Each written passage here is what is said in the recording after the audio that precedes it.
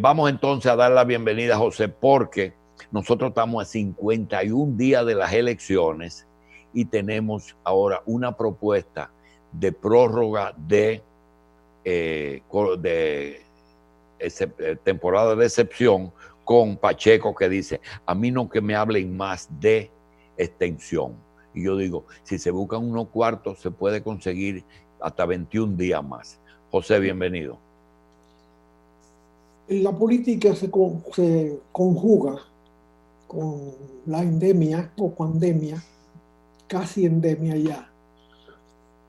Y es muy erróneo lo que ha asumido la Cámara de Diputados, sumamente erróneo, cuando pulsea como una eminencia dominicana que se trasladó desde Estados Unidos para asumir la dirección en el manejo de la pandemia. No puede seguirse politizando el problema de la pandemia. Eso es tan importante como unas elecciones en la vida dominicana, y cada cual que coja su espacio. Eso es tan sencillo como eso. Sencilla, es así, no tiene otros elementos. Eso es un problema profesional, eso no es un problema político. Bueno, que se aproveche la política. El peor escenario para aprovecharse de la política es el escenario de los políticos. La Cámara de Diputados es un escenario de hacer política. Y cuando se hace política errónea en la Cámara de Diputados, los efectos de eso son peores que cuando se hace política simple en la calle. Y a propósito de político, y como emerge una generación nueva hacia el poder, y ya hay cargos asumidos, vamos a hacerle una recomendación que le hemos hecho a muchas personas. Gracias. Y que en gran medida hemos asumido en nuestra vida pública. ¿Cuál es? Haz el bien en silencio. Desde el poder, haz el bien en silencio. No cacaree lo que hagas. No cacarees lo que haces desde el poder, el bien que haces. Y viene al caso el tema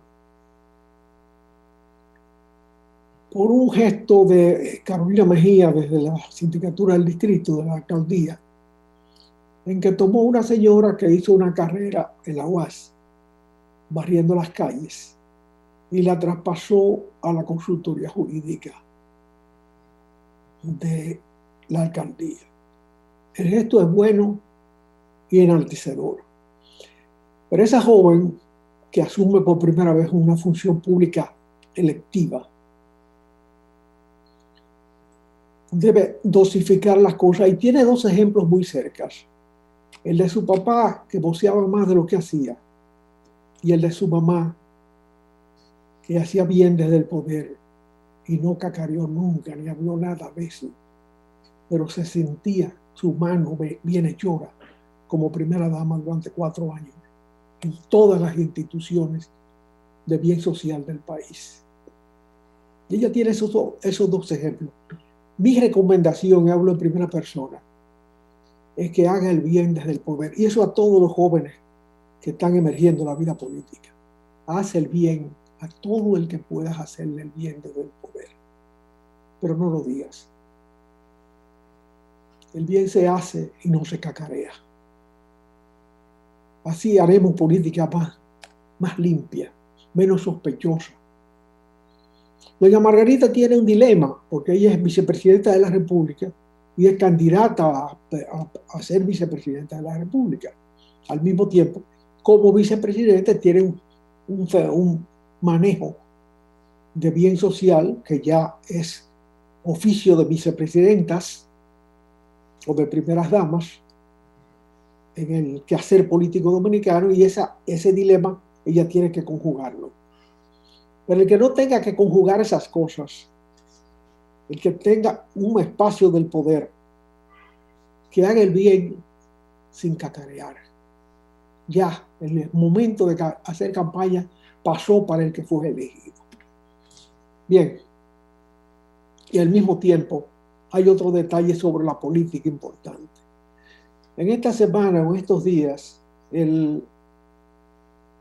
la Junta Central Electoral recibió de los partidos políticos los programas políticos de campaña. el que debe conocer los programas políticos, eso es simplemente para depositarlo en un archivo, porque esa gente no tiene tiempo para leer esos textos, y prácticamente nadie. Sin embargo, creo, una opinión muy personal, y creo que mucha gente puede compartirla, que a quien hay que presentarle los programas de gobierno es a la población. Esos son los que votan, esos son los que eligen, esos son los que deben conocer qué se propone hacer cada candidato desde el poder o cada partido desde el poder. Porque un pedazo del poder le toca a cada uno y desde la trinchera que le toque debe tener un programa que lo guíe. Entregar los programas a la Junta Central Electoral es un trámite de ley, si se quiere, pero que no tiene ninguna trascendencia. Simplemente es un folleto que es grapado, colado, encuadernado, que se entrega y se deposita. Tiene programa, pero lo conoce la población. ¿Sabe la población qué contiene ese programa? ¿Conoce la población la opinión de cada uno de los 3 candidatos que aspira al poder para resolver el problema de la Corporación Dominicana de Electricidad, con muchas E detrás, que no ha significado más para aumentar el déficit eléctrico del país? Se ha dicho a la población cómo se va a resolver ese destructor de recursos que es el sistema eléctrico en la República Dominicana. ¿Hay alguien que ofrezca terminar con el apagón y con las irregularidades del servicio eléctrico en la República Dominicana?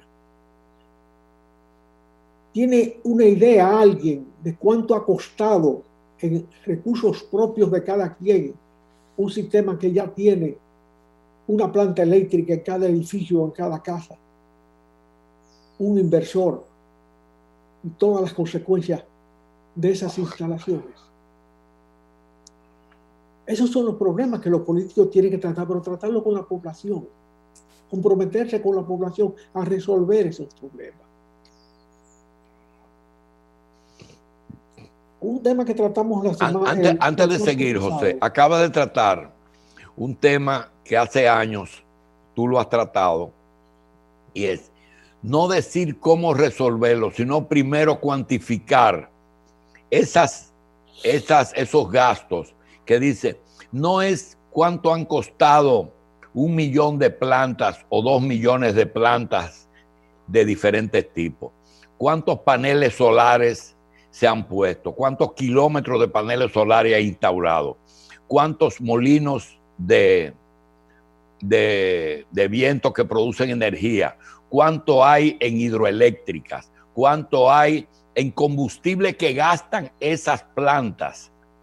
Es decir, cuantificar esa corporación paralela, individual y privatizada, así como nadie se ha puesto a pensar cuánto valen un pozo filtrante o una cisterna en cada edificio, que a veces es de 10, de 20 o de 30 pisos.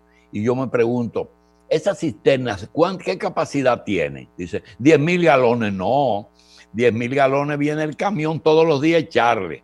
Es decir, el costo de esa otra cosa supera mucho al acueducto y a la corporación de electricidad.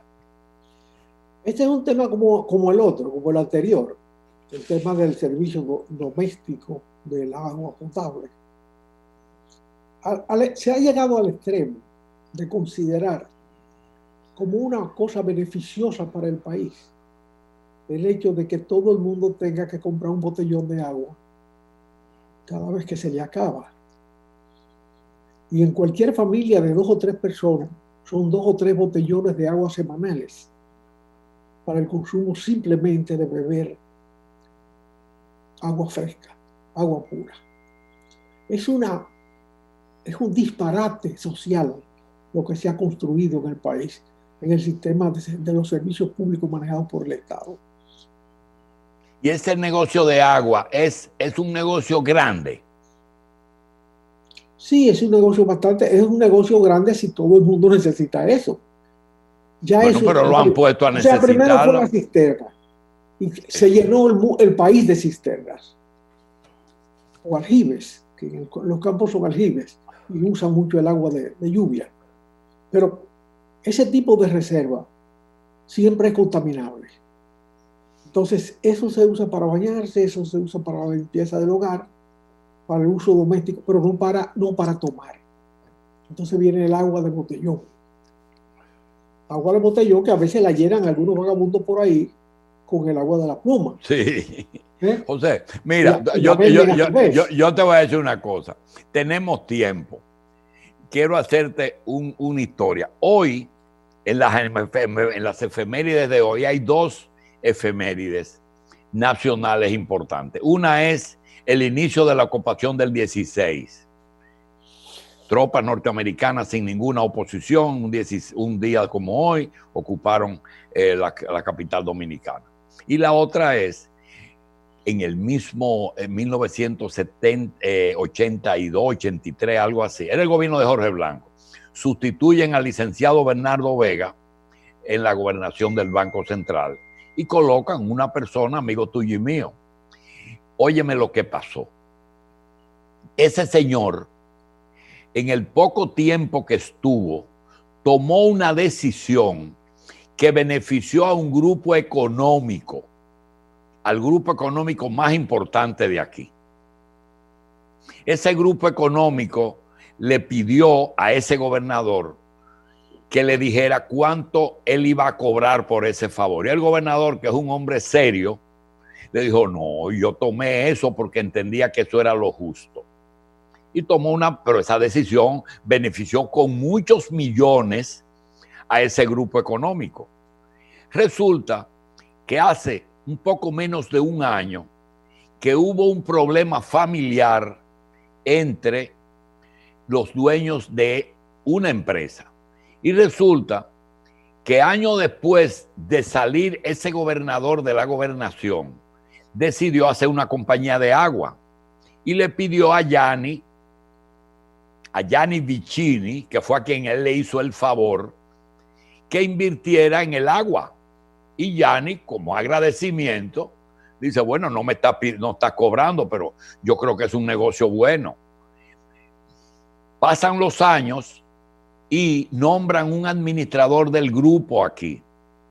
Ese administrador del grupo vio que esa agua no estaba produciendo los beneficios correspondientes al porcentaje de inversión que ellos esperaban y acaban de quitarle esa empresa a ese señor, que a la larga fue el pago de un favor, porque ellos estudiaron los grandes beneficios que tenía para el futuro el agua que hoy es líder de las aguas que se venden.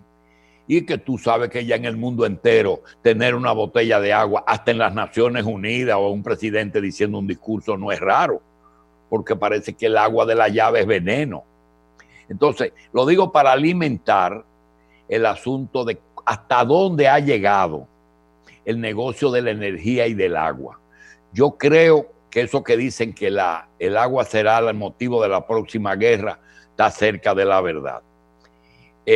También quiero que dijiste endemia y pandemia y epidemia. Endemia es el mundo entero, ¿verdad? Sí, endemia es cuando se establece un virus, se instala en la sociedad y se convive con él. Es como el sarampión. El sarampión no se ha curado nunca. Periódicamente hay muchachos que le da sarampión. Sí, quería hacerte el cuento de los Vicini y el gobernador del Banco Central. Yo creo que tú mezclaste gobernaciones. ¿Lo de? Que mezclaste gobernaciones y servicios. Entonces, fue así. Se te creó un conflicto ahí. Tú arrancaste con Bernardo y seguiste con el otro. El Papa Juan Pablo II fue que me enseñó que el capitalismo es salvaje, José. Lo que es negocio es negocio. No. Lo que es negocio es negocio. No, mira, hoy es el aniversario de que Bernardo Vega, como gobernador del banco, le entregó la gobernación a Salvador. Él dijo que hay que sacrificar una cabeza, es a mí que hay que sacrificar. Quítame a mí. Quítame a mí. Eso fue después de los acontecimientos post Semana Santa de ese año, Sí. en que la gente se indignó con un gobierno del cual tenía otras aspiraciones, cuando le subió todos los precios a las cosas y tomó una medida que realmente fue muy traumática, pero necesaria. ¿Necesaria por qué? Porque todas las empresas, las ricas y las no ricas, que habían hecho importaciones y le habían pagado en pesos dominicanos a los bancos, y esos bancos habían mandado al Banco Central los pesos correspondientes, el Banco Central no tenía dólares con qué referir el pago de esas obligaciones, se quedó con la deuda, se quedó el banco con la deuda, no en la gobernación que surgió bajo el mando de Jorge Blanco, sino desde antes, desde mucho tiempo antes. Y ahí había que ajustar esa situación. Y la asumió como deuda el Banco Central. No, lo que pasa es que tú dijiste algo que fue que me inspiró, que haz bien y no mires a quién. Un dirigente político que es abogado fue a ver un narcotraficante a la dirección. Y le dijeron, mira, ese narco está acusado de 500 kilos. Dice, no, yo lo vengo a visitar porque él tiene 500 votos. Es decir, que lo que importa aquí es el otro interés. José, no te quiero seguir sacando del comentario de hoy. Hace rato que está en eso, hace rato. Sí, hace rato. Mira, una verdad de perogrullo, que es una verdad evidente, para decirlo en palabras más sencillas, que la pandemia se va a trasladar, o se ha asentado en América. Señor, todo el mundo sabía que la pandemia se movía desde Oriente hacia Occidente, que surgió en Asia, que pasó a Europa y que de Europa iba para América. Ah, hizo así. Es así, seguirá y ya cruzó el Pacífico y está en Japón. Otra vez. Y se dará la mano con la pandemia, la de China. Que no ha salido de China todavía. Volvió a la posibilidad de que se haga endémico este fenómeno. En el caso, por ejemplo, del infame virus del VIH, como él se transmite fundamentalmente a través de las relaciones sexuales y homosexuales masculinas particularmente, pues no se siente tanto que es una pandemia, pero es una pandemia, porque no se ha podido encontrar un remedio para esa deficiencia en la naturaleza humana. O sea, se modificó la naturaleza del ser humano con ese virus que se mantiene vivo y transmitiéndose localizado en un sector de la sociedad, pero es una pandemia. Es una pandemia, es una anemia. De manera que el virus está en América en este momento. Hay que tomar medidas políticas. La política tiene que respaldar las medidas profesionales que se recomiendan por expertos, conocedores no solamente de la medicina, sino también del comportamiento de los virus en las sociedades, que es una especialidad de la medicina. Entonces eso hay que respetarlo. No se puede estar con esta garata de que el gobierno pide 25 días para que le dé 10, para que le dé 15, porque ya se está repitiendo la jugada. Y en ajedrez, cuando usted repite una jugada, usted está pidiendo empate. Usted lo que está pidiendo es que vamos a empatar ya. Si el otro no quiere empatar, ¿en qué estamos? Eso no se puede tomar así. Lamentablemente coincidió con esto. Que el gobierno está aprovechando la crisis de carácter de salud en la sociedad para hacer política, o alguno de sus personajes. A ellos no le hace bien eso. La gente lo siente perverso. Ahora, replicarle con lo mismo no tiene sentido. Hacer lo mismo que hace el gobierno no tiene sentido. La oposición debe diferenciarse del gobierno. Debe hacer cosas distintas, no las mismas cosas. Ya el gobierno tiene bastantes problemas administrando una crisis que de ninguna manera puede satisfacerlo. Es una obligación lo que se le ha creado al gobierno en su último guiní. A Danilo Medina se le han llenado las bases y le han anotado varias carreras en el último inning. Un inning interminable para él. Pero no es el inning de la oposición manejar eso con los mismos recursos. Aunque un partido de poder, no solo el dirigente supremo, está manejando una situación que ojalá no hubiera pasado. Pero pasó. Estamos obligados al 16 de agosto a entregar el poder. Está obligado este gobierno a hacerlo y hay que hacer el trámite doloroso de unas elecciones. Pero al mismo tiempo hay que atender la pandemia con la responsabilidad social y universal de que no se convierta en un proceso permanente de infección viral sobre todos los dominicanos. Esa es la responsabilidad colectiva y eso hay que respetarlo.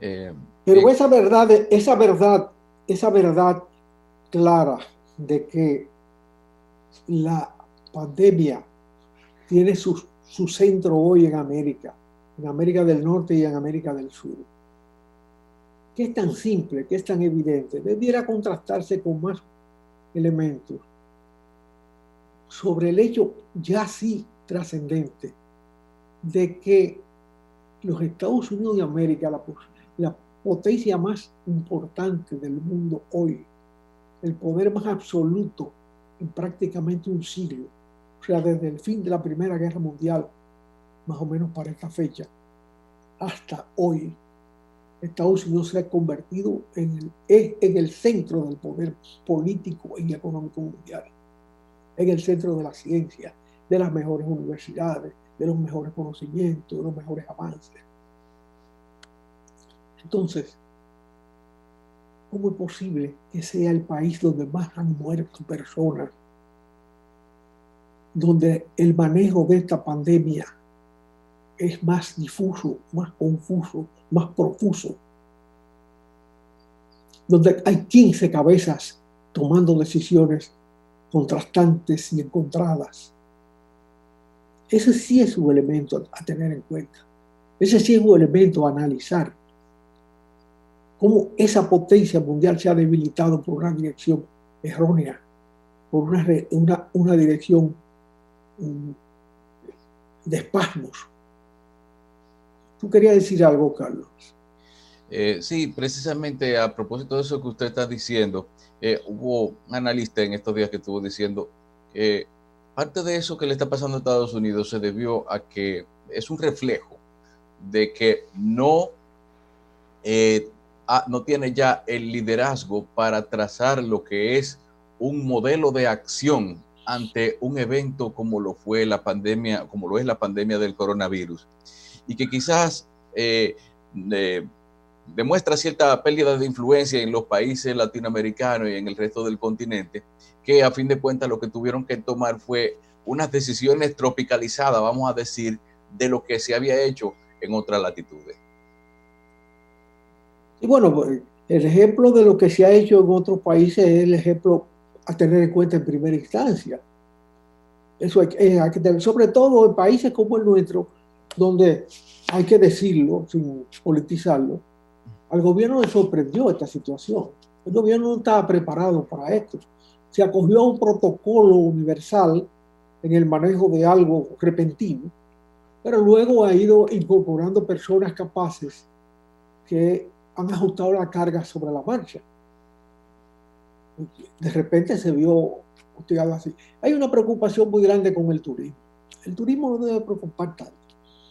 El turismo dominicano está muy bien articulado, primero por mucha gente capaces como líderes locales del turismo y una rama de una red de interacción del mundo turístico universal, en que unos se necesitan con los otros. O sea, los dueños de hoteles, que la mayoría en la República Dominicana, presumo, son españoles, ellos mismos tienen que llenar sus hoteles. Ellos mismos van a buscar a la gente que venga próximamente para llenar sus hoteles o tendrán que venderlos muy baratos, cosa que no es su negocio. Esa no es su actividad. De manera que eso se va a retomar. Ojalá sea más rápido porque hay mucha gente afectada por eso aquí y allá. Hay que moverlo allá para que se mueva aquí y recíprocamente. Y ahí viene el problema de los aviones que tratamos ya el martes pasado. Si un avión de cada 3 asientos anula uno, modifica la distribución de su carga. Las cargas del avión son las siguientes: el peso propio, el peso del combustible, los pasajeros, la tripulación, o sea, los seres humanos que transportan, las cargas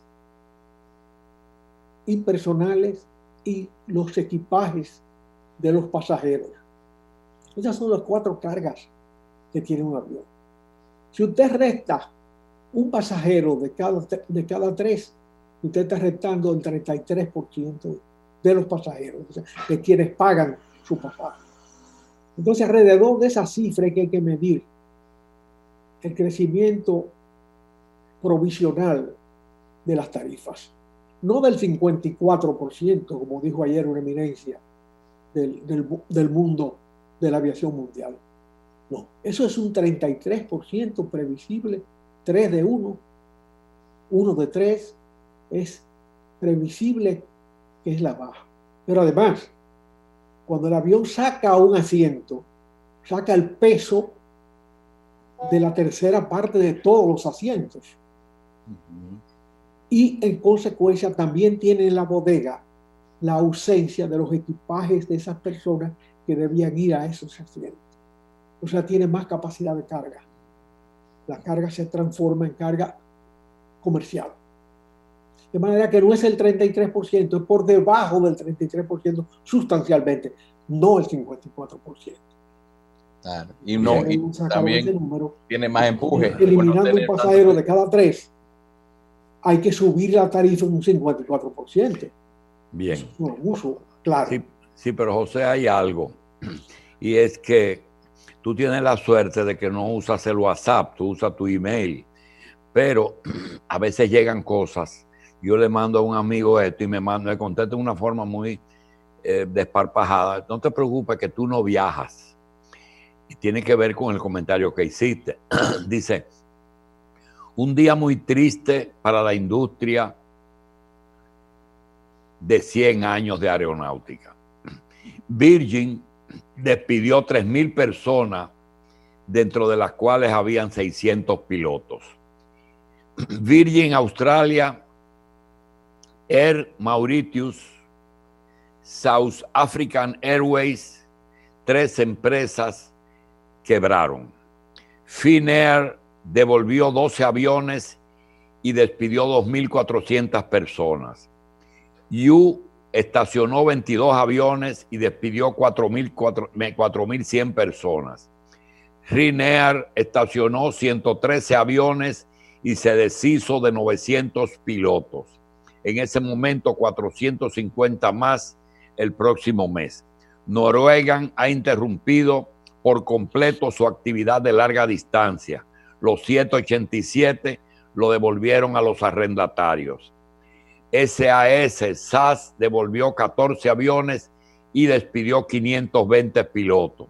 Los estados escandinavos están estudiando un plan para liquidar Norwegian. Etihad canceló 18 pedidos de A350, 10 de A380 y 10 Boeing 787. Despidió 720 empleados. Los Emiratos estacionaron 38 A380. Canceló todos los pedidos de Boeing 777, que eran 150 aviones en un pedido más grande en su tipo, y la compañía invita a todos sus empleados mayores de 56 años a optar por el plan de retiro. Pero en esa lista no está Gonzalo Castillo, cuyos aviones están volando 24 horas. Él le encontró oficio a sus aviones. Lo que tú estabas diciendo, que siempre, eso lo dijiste en el otro, que aparece un segmento de la población del negocio que se puede mantener. ¿Cuál? El que no es de los 737, de los 320, etcétera.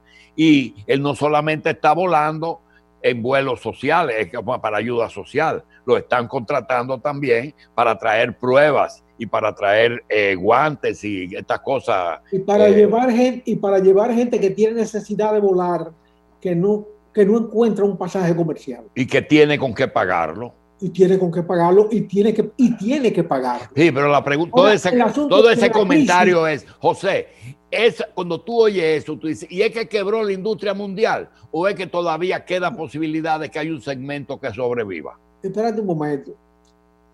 Una cosa que ha provocado mucha alarma en América Latina es la declaración de quiebra de Avianca.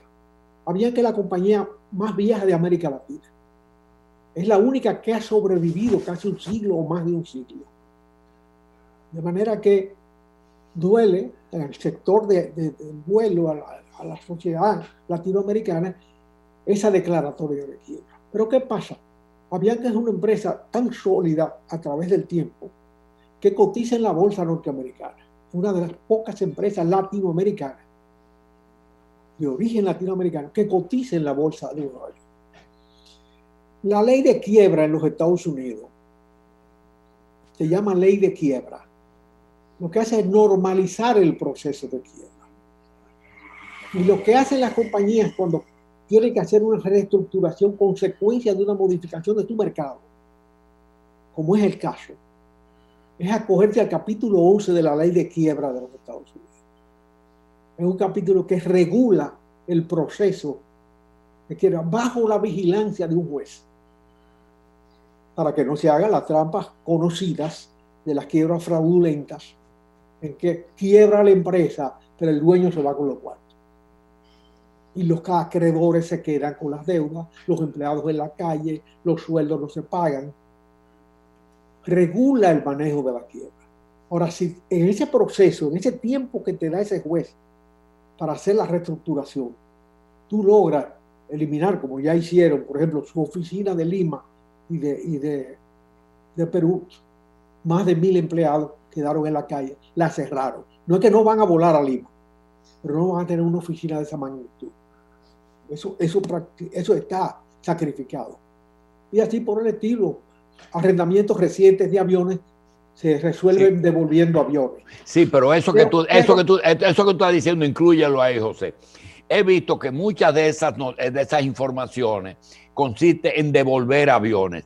Y es que la Lockheed, que tú tienes una historia que después la vamos a hacer, y la Boeing, que son las dos grandes fábricas de Estados Unidos, así como el consorcio franco-inglés, anglo-francés, que fabrica los aviones de Europa. La pregunta es que ellos fabrican y financian, porque a veces tú dices, Gonzalo, pero tú tienes muchos cuartos. Dice, no, es que a esos aviones los alquilan. Es que el negocio de alquiler lo incluye la compra, es decir, que los fabricantes son los que financian. En la propiedad de los aparatos de la aviación hay 3 niveles. El que produce, que no financia. Las empresas arrendatarias de aviones que compran el avión. Y las el usuario que operan los aviones. Son 3 niveles.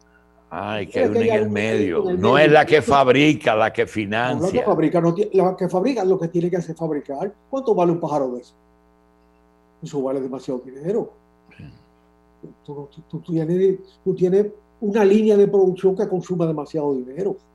Tú no tienes capacidad para financiar ya el avión volando. Y la que esa que está en el medio que financia, ¿de dónde vienen esos cuartos que son tantos? Porque si un avión vale $100 millones, ¿cuánto valen 100 aviones?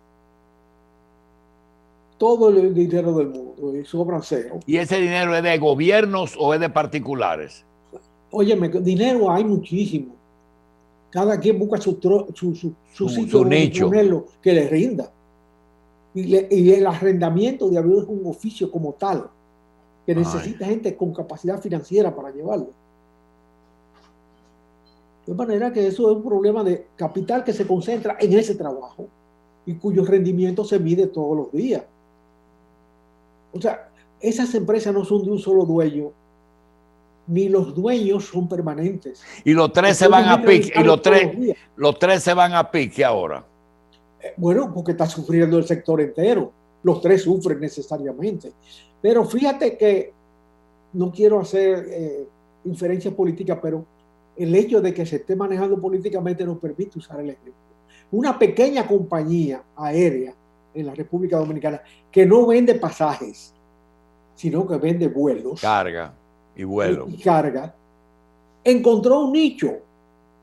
Tú dices, hacer política. Bueno, es un nicho. Alguien paga esos vuelos. Ellos no vuelan gratis. Hay que echarle gasolina, hay que tener un piloto, hay que pagar una pista. Todo y pagué eso, el arrendamiento de ese avioncito también. Y el arrendamiento del avioncito. Entonces encontraron un nicho que es necesario. Los que están llorando quiebra, los noruegos que están cantando me rindo, bueno, ellos se cansaron, no entienden cómo manejar esta situación. Hasta el otro día Noruega era un ejemplo de manejo de un fondo patrimonial del Estado que se construyó alrededor de un alza enorme de los precios del petróleo en un momento determinado, que le permitía a ellos tener un porcentaje del presupuesto nacional seguro sobre la base de rendimiento de ese fondo patrimonial. José. Pero resulta que un administrador hizo un evento en los Estados Unidos que costó un poquito más de lo que para un noruego normal es lo común, y el fondo patrimonial se fue a pique. Bien, José, nosotros teníamos, tú has visto que estaba medio desesperado porque porque te tenía un tema que quería darte tiempo para que lo trate, y es eso que tú comenzaste a hablar del turismo, de cómo tú revivir un muerto. Es decir, cuando tú tienes alguien que se murió, no hay nada que hacer, pero los negocios también se mueren. Y a veces uno quiere darle respiración artificial, a veces uno quiere decir, no está muerto, déjalo ahí, vamos a velarlo. Realmente, ese deseo que tienen algunas empresas de abrir antes de, porque lo está mortificando, que ellos no han liquidado ni han votado a su gente que han trabajado con ellos por años, de que tú no puedes calificar gente después, muchas cosas. Esa presión, y te dicen, bueno, prefiero morirnos de coronavirus y no de hambre.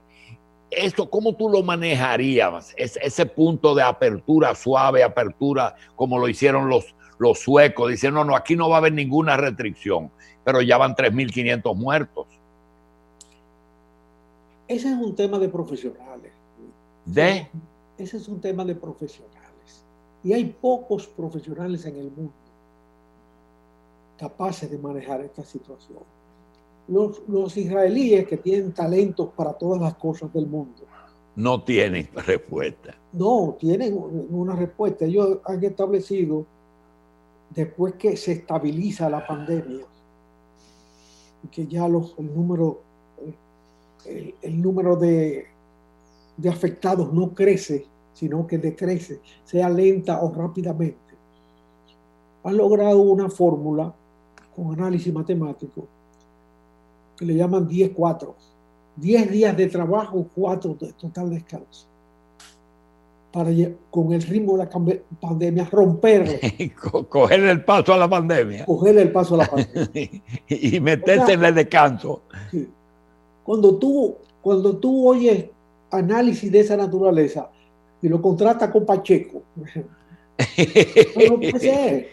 No, pues tú no puedes poner eso a la capacidad, al raciocinio de Pacheco, que tiene otras virtudes, otras capacidades, otros méritos. Pero no son esas. Pero no eso. Entonces, si la República Dominicana ha tenido el privilegio de que uno de sus hijos estaba en una universidad importante de los Estados Unidos, en una actividad profesional como médico en un gran hospital norteamericano, viene para acá a dirigir ese proceso, déjalo que lo dirija. Y no le esté negando 1 día, 3 días, 4 días, simplemente para hacer política. Haz política con tu programa de gobierno. Eso es lo que tú tienes que hacer. Yo voy a hacer esto así. Yo voy a resolver este problema así. La pandemia es un problema de profesionales. no es un problema de administradores del aparato político. Pero no hay especialista en pandemia. No hay especialista en pandemias, y menos en coronavirus. Bueno, si no hay, por lo menos los que sean más hábiles se van haciendo. Ahora usted tiene una idea de ella, entréguela, pero no pretenda imponerla. Usted no es profesional de esas cosas. El mundo vive un momento muy delicado. El mundo no va a salir igual de esta situación. Habrá grandes transformaciones porque son momentos en que se crecen algunos y se aplastan muchos. Y esas transformaciones serán así en 3 grupos, una que serán definitivas, una transitoria y una volveremos exactamente a lo mismo de antes. Siempre pasa eso. Sí, pero hay momentos en que las cosas se hacen definitivamente. Fíjate, la Primera Guerra Mundial la ganó Estados Unidos, porque los otros quedaron destruidos. Allá no hubo una bomba. La Segunda la ganó Estados Unidos otra vez. No hubo una bomba. Europa se destruyó, Japón sufrió muchísimo y cayeron bombas atómicas en Japón, aplastado a todo el mundo. Surgió el Fondo Monetario Internacional que le entregó a los Estados Unidos la capacidad de emitir la única moneda sólida y confiable del momento. ¿Cómo se origina ese poder? Dice, ¿desde cuándo el dólar es el mayimbe de la bachata? Desde la creación del Fondo Monetario Internacional, desde el término de la Segunda Guerra Mundial. ¿Y no han buscado una fórmula para sustituir eso? Pero ¿cómo se encuentra en la medida crezcan otros sectores capaces de echar el pulso? Por eso son los conflictos con China ahora. Entonces el yuan todavía no ha llegado cerca al dólar. No, de ninguna manera. ¿No has visto un giro en yuan? ¿No has visto un giro comercial en yuan? Bueno, pero si ellos ponen para comprarme a mí tiene que ser en yuan. ¿Cómo me hago? Ellos saben bien el momento que lo van a hacer. Ellos tienen que estar muy sólidos para hacer eso. Y esa no es una operación necesaria para ellos. Para el momento que vive China. Ellos pueden seguir manejando el dólar. Tienen que seguir manejándose con el dólar y desarrollando su país. Incorporando a la producción y al consumo más gente cada vez. ¿Y qué por ciento de la economía Rusia ha logrado poder tener influencia? ¿Rusia? Sí. No, Rusia sufrió ya un cataclismo terrible en términos políticos, en que el orden establecido por la revolución se vulneró y se acogió al orden convencional de Occidente. Y esa emergencia no le produjo como primero velocidad, es decir, Rusia logró al cabo de poco tiempo con Yeltsin y Gorbachev casi ponerse a tono con muchísimas economías en el mundo. ¿En qué basaba ellos su economía? No, hombre, no. Rusia es un país de segundo orden hoy en el mundo. Rusia sufrió una pérdida del Producto Interno brutal en esos cambios. ¿Por qué? Porque se produjo una apropiación ilícita del bien social. Lo que se construyó como bien de todos se convirtió en bien de pocos. Se inventaron unas titulaciones de las empresas, se le entregó un poder titular de la empresa con papeles a los obreros lo vendieron rápidamente. Entonces en el 45 es que el fondo le da ese poder a Estados Unidos. Sí, la reunión de Bretton Woods. Estados Unidos se convierte en la referencia monetaria de la humanidad entera. Y eso le da una ventaja realmente impresionante. ¿Y todas las naciones estuvieron de acuerdo con eso? Todas las naciones estaban camán. No tenían alternativa. Europa estaba destruida. ¿Quién iba a discutir en esa condición? Ah, fue por forfeit. Y luego Estados Unidos emitiendo dinero y produciendo ellos, reconstruyó Europa. Es decir, que ellos no tienen necesidad de encaje legal, ¿verdad? Lo simulan y saben que una cantidad mayor de dólares no afecta demasiado. Siempre hay un límite, pero se entrega y se recoge y se maneja por profesionales. Pero mientras tanto, la humanidad tiene ese condicionante. Y hay que respetarlo y tenerlo en cuenta. Entonces aquí básicamente la apertura y el cierre tiene que ser pensada bien y no empezar a inventar con eso, es lo que tú quieres decir. No, tú no puedes de ninguna manera someter al criterio de Pacheco de que aquí no me traigan más prórroga. No. Eso no tiene sentido. Eso no es un problema político. Y si el Estado lo politiza, denúncialo. También se equivoca. Pero también se equivoca. Yo pienso que el Estado entregó en algún momento el mando de esta situación a otra persona, a otras personas, convencido de que era necesario hacerlo. No veo el momento preciso en que lo hizo, pero lo hizo. Porque de eso no sabe nadie, nada en este país, nadie. O sea, hay alguien que se beneficia de esta crisis. Todo el que políticamente, que yo veo que dicen ayer, es que la prórroga beneficia al gobierno, la prórroga beneficia al gobierno, la crisis beneficia al gobierno. Óyeme, el gobierno puede aprovechar la crisis como puede aprovecharla la oposición también. Lo que no puede aprovechar la oposición es esta situación, repitiendo lo que hace el gobierno. Si el gobierno da pañito, yo voy a dar mojada. No, eso no es así. El gobierno que dé pañito, ellos no pueden competir con el gobierno en el plan social, por ejemplo. No deben competir. Pueden agregar. Si usted tiene una relación que consiga que instalen un hospital, que instalen el hospital, pero no lo politice usted, porque usted está detrás del otro. Tan sencillo como eso. Por eso usted quiere el poder. Por eso que usted quiere el poder para sustituir al gobierno. Naturalmente. Ahora ya hay que advertirle a esos jóvenes que avanzan en la política con mucho éxito, que tienen la oportunidad de hacer el bien, pero que no hay que cacarear el bien. En el Corán hay una frase impresionante que dice que no sepa tu mano izquierda lo que hace la derecha. Haz bien y no mires a quién. También dijiste que le haga todo el bien, pero dijiste algo que es imposible aquí meterle al dominicano, que es haz bien a todo el que puedas hacerle un bien, no es al que quieras, sino al que puedas. Exactamente. Las oportunidades de hacerle el bien están todos los días en la calle. Andan en la calle porque hay demasiada gente infeliz en la calle y demasiado conflicto en la calle. Ahora acentuado con esta situación. Los pilotos del mundo, esa nota es impresionante, esa que tú leíste, de una persona afectada. Están pasando un momento muy difícil, pero eso se va a restaurar. Sencillamente se va a restaurar. Los recursos con que ellos van a sobrevivir momentáneamente, bueno, eso tiene que resolverlo cada quien. Es muy triste y muy doloroso. Y las propias empresas que no se han portado de la misma manera con sus empleados, bueno, tendrán sus consecuencias. Porque eso se paga. Eso de retirar 200 gente y usted dice fresco para su casa, porque usted maneja el capital. Eso es de una irresponsabilidad espantosa. O sea, tanta prédica sobre que nuestra empresa, y a la hora del apriete no es nuestra empresa. Y esa gente que diga, esta empresa tiene por sí misma que producir sus gastos y si pierde la empresa, no yo. Es decir, y se van todos incluyéndome a mí, porque hay gente que piensa que cada empresa debe de ser autosuficiente. Bueno, pero no es autosuficiente, el mundo está interrelacionado. O sea, el mundo es uno, y cuando flaquea por una parte, afecta a otras partes que no tienen la culpa. Es así.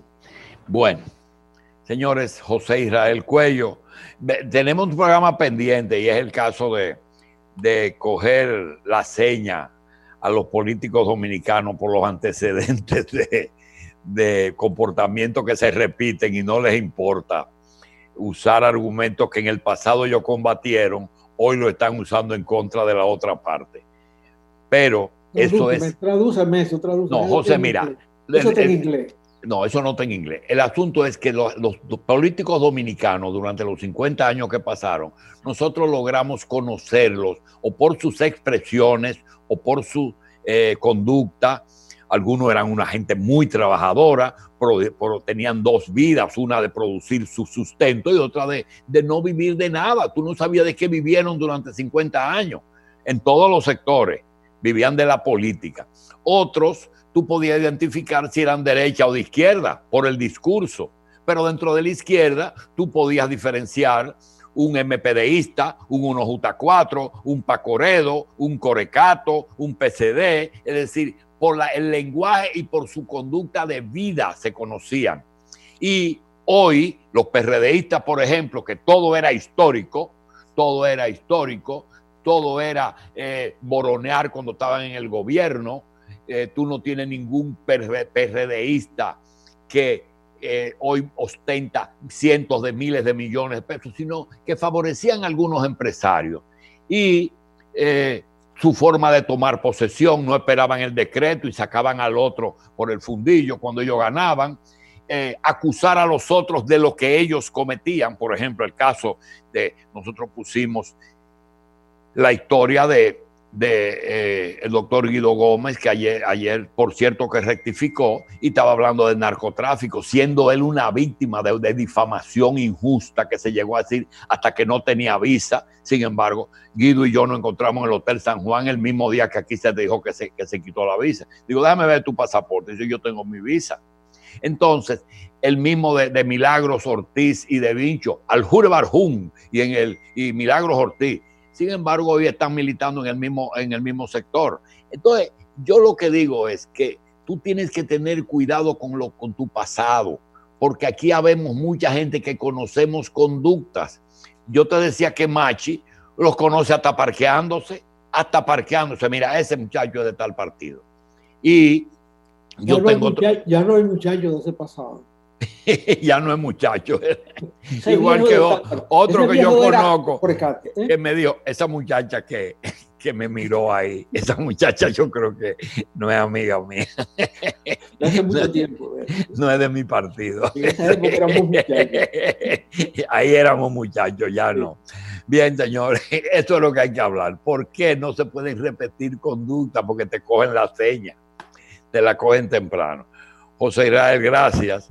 Hay mucha gente que manda agenda. Yo quiero que le traten eso a José Israel. Igual que la cacería de personas desafectas después de las grandes, por ejemplo, los de Crowley se fueron todos, los de El Matún se fueron, los de la base 27 de febrero, muchos que fueron a estudiar a la Unión Soviética se fueron para Nueva York y allá se dedicaron a otro tipo de actividades. Es decir, hubo un patrón de conducta que había que vivir esos 50 años, pero hoy no es el día, porque hoy tenemos otros temas que José nos acaba de desarrollar, y es, haz bien y no mires a quién. No cacarees los huevos que pone, porque la gente sabe perfectamente quién hace las cosas. Gracias, José.